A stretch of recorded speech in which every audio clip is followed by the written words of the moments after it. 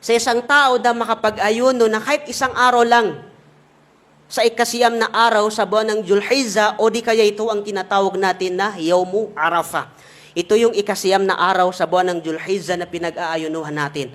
At alam nyo, sabi ng Rasulullah sallallahu alaihi wasallam, noong tinanong siya kung ano yung reward ng tao na makapag-ayuno na kahit isang araw lang, which is yan yung ikasiyam na araw sa buwan ng Julhizza, sabi ng Rasulullah sallallahu alaihi wasallam, yukaffiru sanatal madiyata wal baqiyah. Binubura ng Allah subhanahu wa ta'ala ang isang taon na nakalipas na kasalanan at isang taon na magiging kasalanan niya.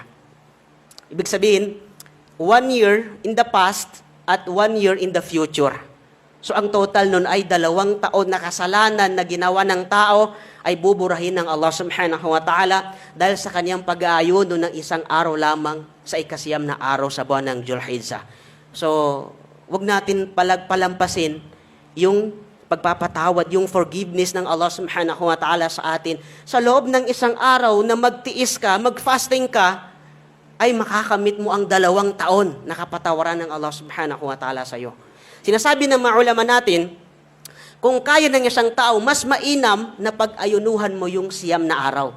Simula sa unang araw ng Julhizza hanggang sa ikasiyam na araw, mas mainam kung kakayanin ng isang tao ay pag-ayunuhan mo yung 9 days na yun. Mas malaki ang reward mo sa Allah subhanahu wa ta'ala. Pero kapag hindi mo kaya, maraming mga obstacles kung bakit hindi mo mapag-ayunuhan yung 9 days, kahit yung ikasiyam na araw lamang, wag na wag mo palampasin ito dahil lamang sa kapatawaran na inaalok sa atin ng Allah subhanahu wa ta'ala sa sino mang tao na makapag-ayuno sa Yawmu Arafah.